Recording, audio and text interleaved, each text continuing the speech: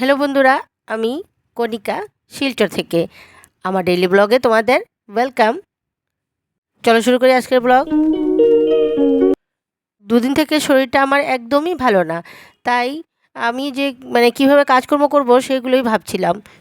ঘরে আর কেউ কাজের লোক না থাকলে যেমন হয় তেমনটাই হয়েছে আমার অবস্থা।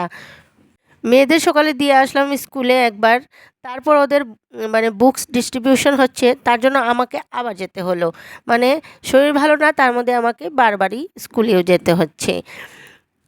তারপর বারবার আসা যাওয়া করতে করতে এমন টায়ার্ড হয়েছি, এসে আমি স্নানটা করেই মানে কখন যে শুয়ে পড়েছি আর কখন যে আমি 2 ঘন্টা ঘুমিয়ে পড়েছি আমি নিজেও বলতে পারি না। উঠে দেখি আর সকালে যা করে রেখেছিলাম সেগুলো সব আবার ছড়িয়ে ছিটিয়ে রয়েছে। নিম পাতা সেদ্ধ করেছিলাম, একটু মুখে স্টিম ওয়াশ করব, যেহেতু অনেকটাই পিম্পল হয়েছে আর অ্যালার্জি টাইপও হয়েছে, তাই স্টিম ওয়াশ করার জন্য আমি নিম পাতা সেদ্ধ করে রেখেছিলাম, সেগুলোও আমার নেওয়া হয়নি। তারপর দেখতে পাচ্ছ ডাল সেদ্ধ করেছিলাম, সেগুলো এবার ফোড়ন দিলাম।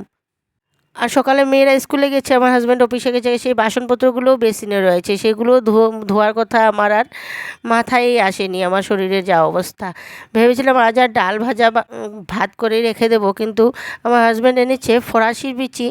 আর আমার মেয়েরা দেখে বলছে যে মা খাবো, রাজমা চাवल খাবো। আমি ভাবলাম আজ তো নিরামিষ, তাহলে রাজমা চাवल নিরামিষে কি ভালো লাগবে। তাই আমি চিন্তা করলাম, কিন্তু মেয়েরা যেহেতু খাবে ইচ্ছে করেছে, তাই ভাবলাম বানিয়ে ফেলি। ওরা তো আর রাজমা চাवल কী জিনিস বোঝে না, ওই নাম শুনে শুনেই বলছে, ওরা বুঝতে পারবে না। একটু টেস্টি করে বানাবো, যাতে একটু টমেটো কেচাপ ওচাপ দিলে একটু ভালো লাগবে, গরম মশলা ঘি দিলে ভালো লাগবে। ওরা আর বুঝতে পারবে না রাজমা চাवलेর কী টেস্ট, আর এইভাবে বানিয়ে খেলে কীভাবে কী টেস্ট আসবে। তাই বানিয়ে ফেললাম।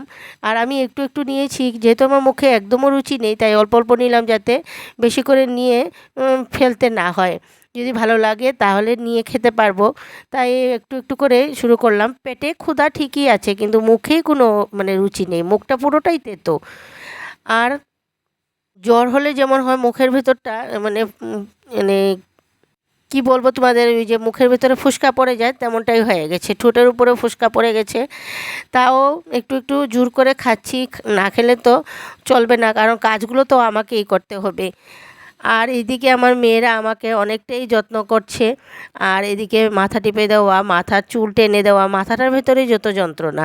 আমার পরিবারের ওরা 3জন আমাকে খুব ভালো করেই এইগুলো ওরা করেই থাকে। ওরা যেহেতু যে অসুস্থ হলে আমার ভালো লাগে না, আমি ওদের কাছে বসে থাকি, আমি অসুস্থ হলেও ওরা আমার কাছেই বসে থাকে। হাজব্যান্ডও আমাকে যথাসাধ্য চেষ্টা করে যতটুকু করা যায়, কারণ ও তো সারাদিন ঘরে থাকে না, তারপরও ঘরে আসার পর যা একটু কাজে হেল্প করতে হয় করে থাকে। আর আমি বললাম আমার হাজব্যান্ডকে, এই এত বাসনভূষণ মাজামুজি থেকে পাতার থাল নিয়ে আসো। আজ আর বেশি কিছু শ্যুট করতে পারিনি, তাহলে আজকের মতন আর এইটুকুই। তোমরা সবাই সুস্থ থাকবে, ভালো থাকবে, নিজের শরীরের প্রতি যত্ন রাখবে। দেখা হচ্ছে আবার পরবর্তী ব্লগে, ততক্ষণ পর্যন্ত টাটা, বাই বাই।